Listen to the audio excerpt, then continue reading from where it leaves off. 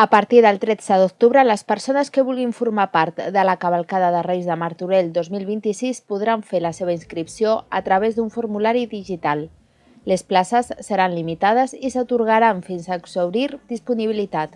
Una aplicació que a partir de les 10 del matí us podeu apuntar, és molt fàcil, una aplicació, un formulari que anireu omplint, es anirà desplegant i anireu veient les carrosses que per edat us poden tocar i amb quines us podeu apuntar.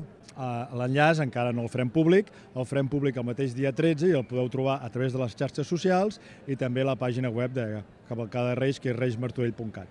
El president del Patronat de la Cavalcada de Reis, Frederic Cardús, ha avançat que aquest any els Reis arribaran amb una nova carrossa. És secret, fins al dia 5 no es podrà veure, però ja podran sumar-se 17 nens i nenes que vulguin participar. L'organització detalla que ben aviat es donarà a conèixer tota la informació sobre el procés d'inscripció, els requisits i el funcionament de la cavalcada.